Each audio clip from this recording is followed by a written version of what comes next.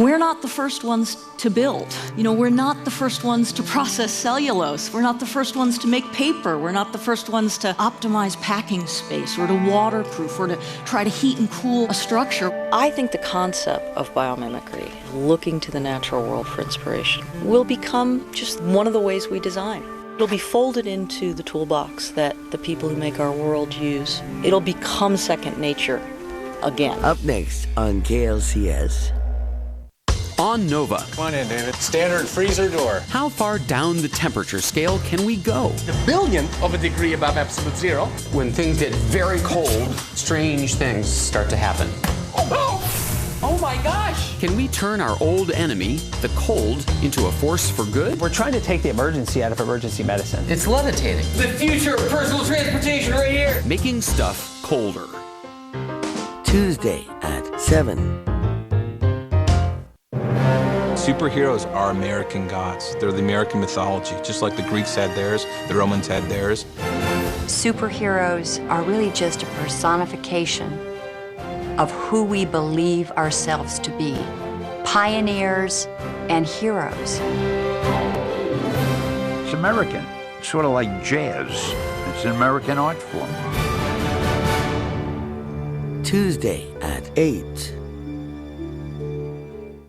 I want to be a stand-up comedian, and I knew I had found what it was I wanted to do in life. Now, I wasn't going to let anybody step on that dream. There's so many comedians out there that make a great living at it. If I told you right now, you can make $250,000 to $500,000 a year being a sort of unknown guy, not a superstar. Would you be happy with that? Absolutely. It is a business. It's an art form, but it's an art form that you're selling, and what you're selling is yourself. Tuesday at 9. It's going to be trouble in paradise tonight. I said, man, it's going to be some problems today because Dr. King just got killed. Every other city in America was having terrible turmoil. Why should Boston be spared? Who could possibly spare Boston? Boston is sitting right on the edge of the abyss. Here comes James Joe Brown Jr.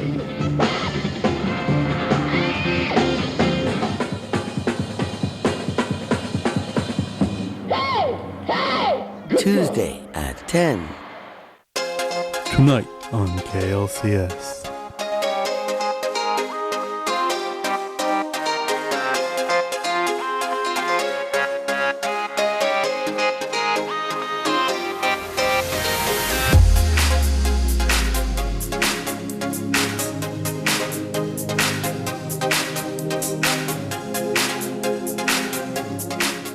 Have a kit so you're ready for any emergency. Develop a plan for what you and your family will do before disaster strikes. And stay informed during severe weather any way you can. Visit ready.gov for ways to prepare your family for emergencies.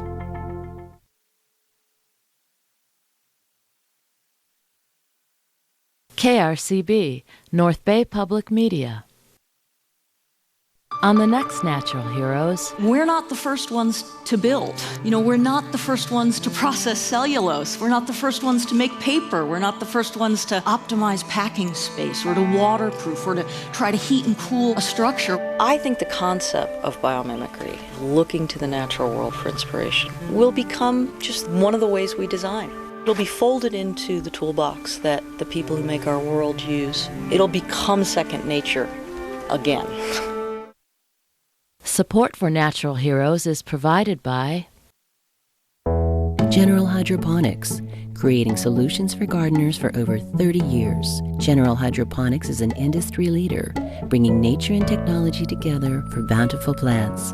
On the web at genhydro.com.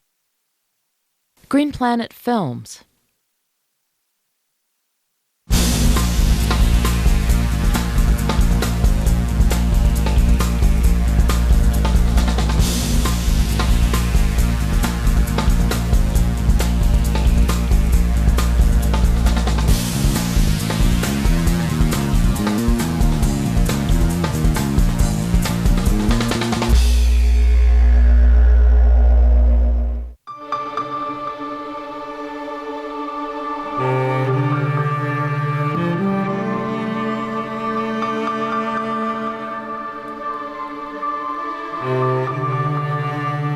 Conservation begins with affection.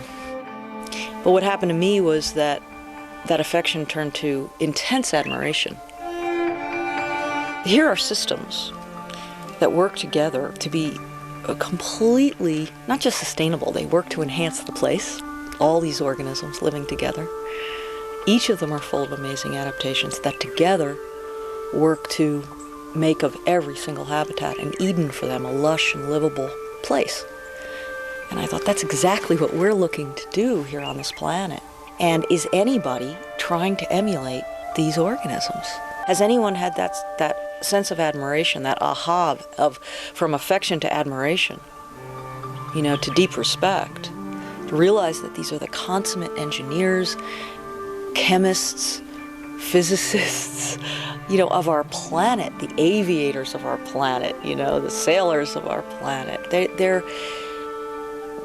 They've done everything that we want to do.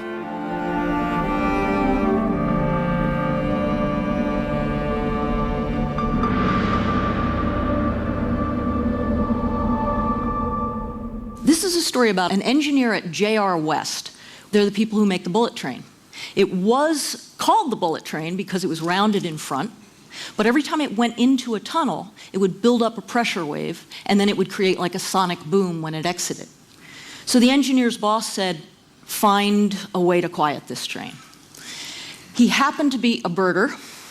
He went to the equivalent of an Audubon Society meeting, and he studied, there was a film about kingfishers. And he thought to himself, they go from one density of medium, the air, into another density of medium, water, without a splash. Look at this picture, without a splash, so that they can see the fish. And he thought, what if we do this? Quieted the train, made it go 10% faster on 15% less electricity. We're not the first ones to build. We're not the first ones to process cellulose. We're not the first ones to make paper. We're not the first ones to try to optimize packing space or to waterproof or to try to heat and cool a structure. We're not the first ones to build houses for our young. The concept is not new. Leonardo da Vinci was one of your earliest biomimics. He had been looking to nature for a lot of his innovations and designs. And when Janine wrote the book, that's really what she was writing about, was how scientists and innovators around the world were looking to nature for solutions. I was looking for someone who was studying a leaf in order to create a better solar cell, or somebody who was studying the spider's incredible fiber in order to figure out a way to make fibers without high heats or toxins or high pressures. People who were, studying prairies in order to learn about how to do a whole new kind of agriculture. Even people studying forests and coral reefs in order to figure out how to create a circular economy. There was this thread that bound them all together. This shining thread, I kept seeing that shining thread, This is all looking to nature for inspiration. What's the name for nature-inspired innovation? Bios is Greek for life, and mimesis is mimicry, and I thought biomimicry would be more melodious, and I just scrawled that on the tab. Isn't this what designers and architects and engineers start with? Don't they say to themselves, what in the natural world has already done what it is I'm trying to do? How do you create something that will allow ideas to flow naturally so that at the moment of creation, when an inventor is trying to figure something out, they're not bouncing around their own heads, for ideas, but rather instead of flipping through magazines like they do now to look for ideas, they walk outside. I did a course for the built environment. I ran the course, and my colleague put in a section on biomimicry. And I fell in love with the potential because, having played in the problem space for quite a long time, I realized how powerful the solution was. It's probably been the best thing I've ever done in my life, probably the most important thing.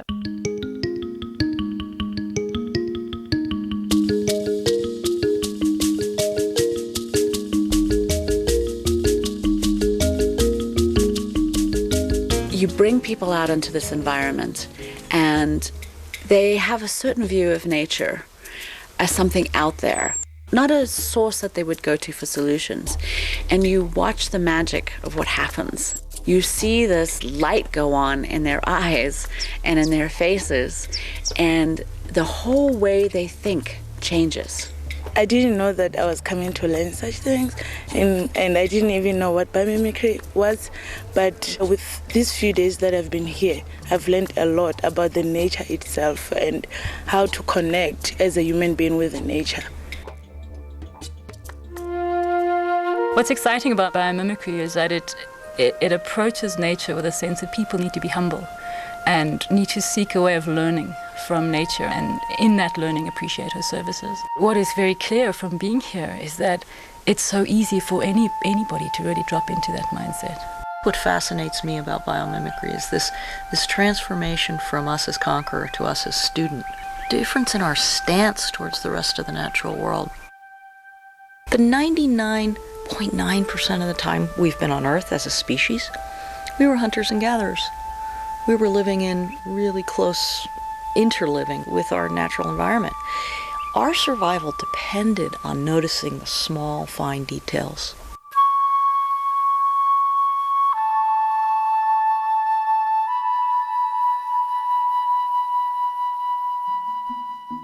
Conventional wisdom tells you that the internal combustion engine will be with us forever. The move to hybrid was, well, no.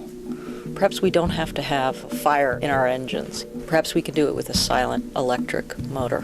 When you look at something like an electric eel, it generates 600 volts of electricity instantly using bodily chemicals. There are people that are actually looking at this as a model for new ways of storing and generating energy.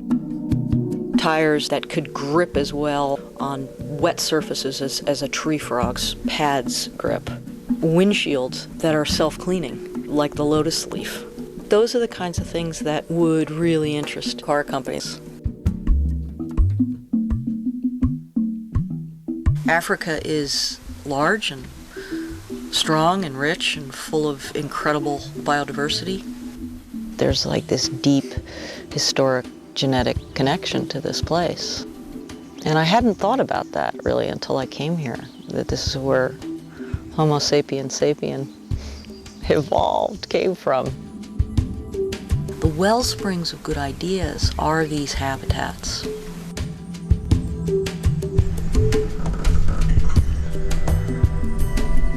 So, these zebra, there's lots of theories about their stripes. These plains animals have to stay cool. So the theory goes that the heat rising off the black stripes creates a vacuum that pulls air across the white stripes, and that's where the sweat glands are. They actually create their own air current to evaporate away their sweat, to keep them cool when they're under blasting heat. Architects are looking at this and saying, what if we were to put patterning of color on our buildings to reduce the heat load on the building skin so you don't need as much air conditioning? What if we thought about our buildings as extensions of our physiology? This termite mound is basically a lung, an extension of the organism's physiology. They regulate CO2, oxygen levels. They regulate humidity levels. If you talk to architects and building engineers who are making skyscrapers, and they're trying to figure out how to keep flow going in a building and how to have that building breathe. And these guys have figured it out. There is a 7-story office building in Harare that is based on the termite mound. It has no air conditioning in it, and yet it stays cool. I honestly believe that this very recent separation that we've had from living in day-to-day, daily, close, intimate contact with nature, so recent and so jarring, really, for our senses that evolved with the richness and softness and changing color palette of the forests we lived in, the savannas we lived in. I think that designers of future cities will recreate those sorts of habitat types that we were evolved to love and to thrive in. I don't think being nature's apprentice is new. It's new for us in Western industrial culture. We're remembering it. And so when people hear about the concept, there's this sort of joy of finding something you lost. I think that in the next 20, 30 years it will become a big part of our everyday lives, and I think that knowing about it will be very important for anything you want to do, really. It's understanding that in fact we have to do something, and that something is probably going to be successful if it is based on what nature has done for so long. What's really important about biomimicry is that it just makes such solid sense. It is a discipline, it is not a fad, and therefore it's something you need to learn and integrate and develop further. The field is just beginning, so I think there's a bright future ahead. Life has been around for 3.8 billion years, and if we're going to have any hope of surviving, we have to look to the natural world. Look at that beautiful animal. Organisms have figured out a chemistry that not only does what they need it to do, but it has to be safe for living tissue. And I think that should be a requirement of all of our chemistry. It should be safe for living tissues. If you know that something doesn't affect an animal in a certain way, they've been using it for millions of years. They've done the test. They've done the test for you already. You don't need to go through that process of harmful testing or sort of ineffective testing. I like this new use of the term animal testing. That's animal testing, but it's the kind that I'm for. It suddenly makes you look at so many things and realizing how we just missed the most basic point of life, which was, if we have to do anything as humanity, why not create conditions conducive to life?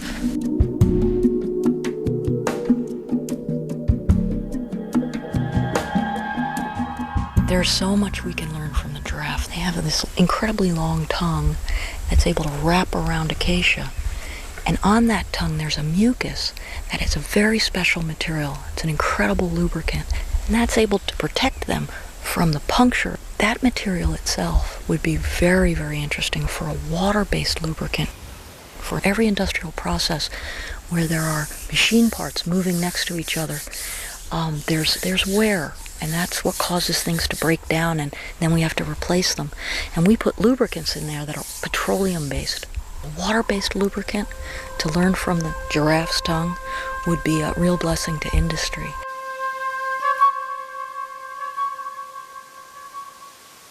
How does life make things? How does life make the most of things? That's a geranium pollen. Its shape is what gives it the function of being able to tumble through air so easily. Okay, look at that shape.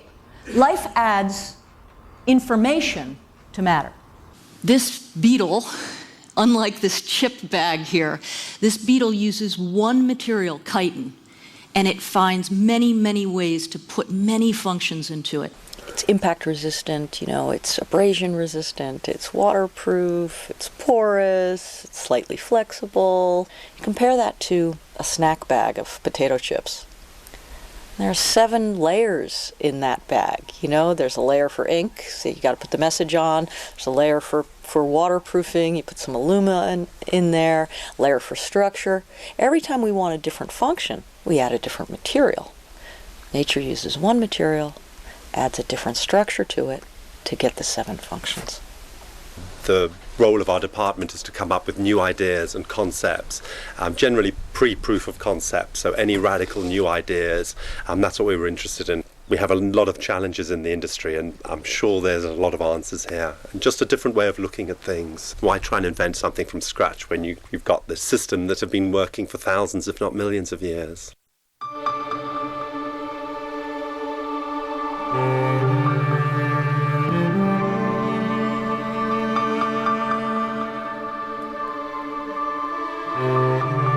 If you start to think about the things we call pollution, the excesses, we have excess CO2. The interesting thing about CO2 is that we think of it as the poison of our era. Life thinks of it as a building block. Everything green that you see on this planet uses CO2. to make itself. It's a structural building material. Everything that you see in the sea that is hard uses CO2 in its recipe to make its shell. When we go to make cement, concrete, we go to a mine to dig up limestone, and limestone is the ancient bodies of organisms that have taken CO2 and made it into seashells. We mine it, we take it, and we make cement out of it, we make concrete out of it. What if, instead, we learned from the mollusk how to take CO2 out of the air and turn it into limestone? What if we learned from plants how to take CO2 and turn it into long-chain polymers? They turn it into starches and sugars and cellulose. We would turn it into biodegradable plastics. It sounds like a fairy tale, but it's actually happening. There are 3 companies in the United States that I know of. They're taking CO2 from a smokestack, bubbled through seawater, and with the recipe from the mollusk becomes powdered limestone, tons of powdered limestone.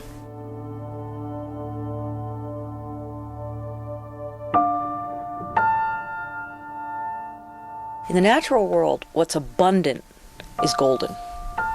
Right now in our economy, what's scarce is golden. The last tuna in the sea will fetch hundreds and hundreds of thousands of dollars, right? And we admire and covet what is scarce. But an organism that has to work or barter for everything that it gets loves what is abundant because it's easy to procure. There's really a difference there, big difference. Seeing nature as a teacher is very different than seeing nature as a warehouse of goods. Wilhelm Bartlett in Germany started to study the surfaces of leaves. Came across the lotus leaf, which is the symbol of purity in Asia, because as it comes up through the mud and the muck, it's pristine, it's dry, it's clean. What's going on there? How is this leaf that has to photosynthesize, comes up through the mud, staying clean? Well, he took a microscope and he looked at it closely. I mean, that's what biomimicry is. You just pay attention again in a new way. He looked closely. And what he found was, he surprised him, because our self-cleaning surfaces are completely smooth. He found this mountainous structure. It's this nano-rough structure, and the bumps are a certain distance apart, then it's waxy. What happens is that water balls up on the mountaintops, and any dirt particles on the leaf are also teetering on the mountaintops. They're loose, they're not adhered. As the water rolls off, it picks up the loose dirt particles, and it cleans the leaf. That material idea has been put into many materials now. Degasa makes a cement that's self-cleaning. When it dries, it has this rough structure, and rainwater can clean it. Many people are making Lotus Effect fabrics that you can clean with water, no detergents needed.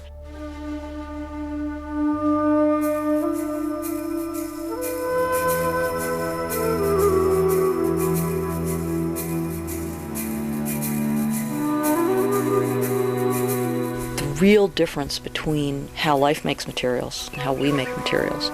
We still go back to fire. Ceramics, for instance, we take a slurry of earth and water, we fire it up.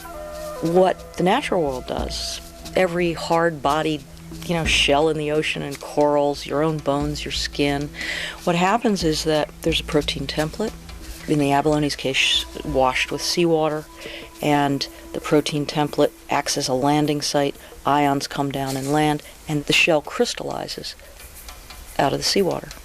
Crystallizes automatically, self-assembles. Twice as tough as our high-tech ceramics. So if you look at a material like Kevlar, the first thing they ask is, what's the heat, beat, and treat on Kevlar? You say, okay, well, you take petroleum, put it in sulfuric acid, heat it up to 1400 degrees Fahrenheit, draw it out under enormous pressures, heat, beat, treat. You look at a spider. Spider takes flies and crickets in a web, mixes it up in water, squeezes it out at very low pressures, and out comes a material 5 times as strong, ounce for ounce, as steel. So what's happening now is that people who are studying life's materials are beginning to get the recipes. We're not farming the abalone for its maker. We're not farming the spider. We're actually borrowing the recipe and making it ourselves.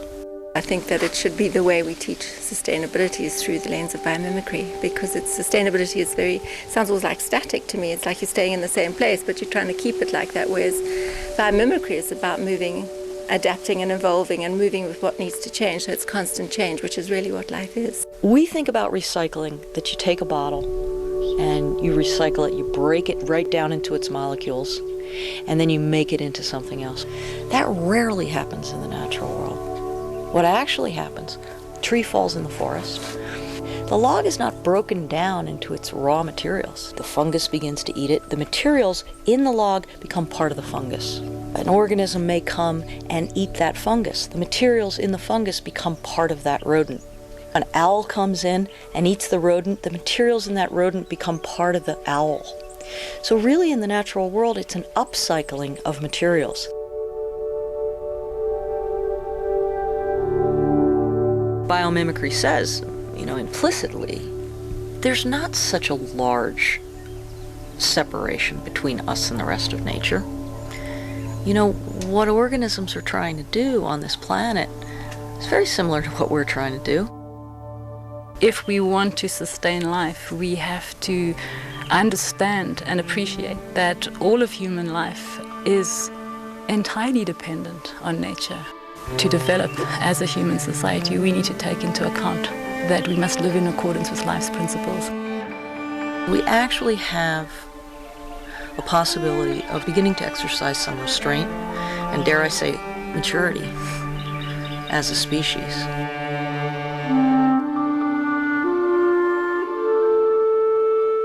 We've run to the end of our leash in terms of arrogance, and we're ready to, in a prodigal way, in a sense, come home and say, okay, teach me again.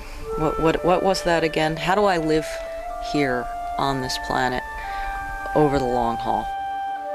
I think the concept of biomimicry, I think the concept of looking to the natural world for inspiration will become just one of the ways we design. It'll be folded into the toolbox that the people who make our world use. It'll become second nature again.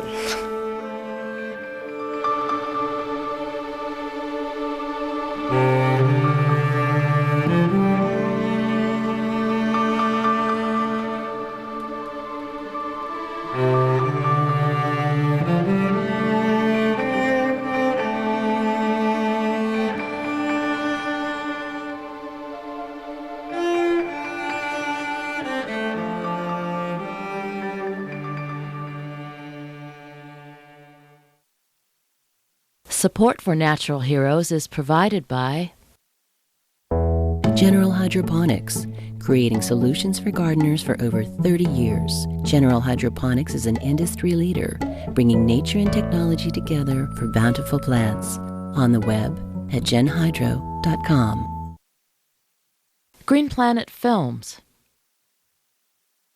On the next Natural Heroes, making a truck farm is really rather simple. It doesn't take a genius to do. You borrow a technology that others have invented for growing plants upon a roof. Truck farm, it's like a roof, but you can't drive around in a roof.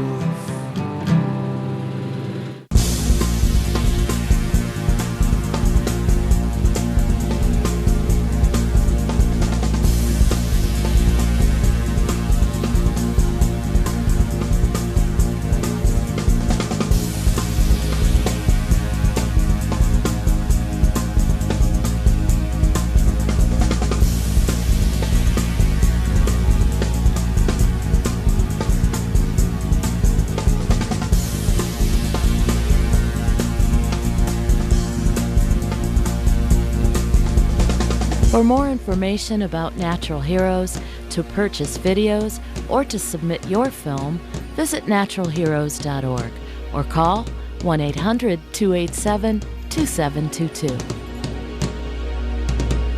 KRCB, North Bay Public Media. On the next History Detectives, how did this scrap of paper help change the course of World War II? And what does this painting reveal about the hidden world of a great American artist? Up next on KLCS. Hello, I'm AC Green. You know, I spent a lot of years on the basketball courts and on the road. But being on the road can be tough. You never know where you're going to eat, what your hotel will be like, or whether or not you have PBS.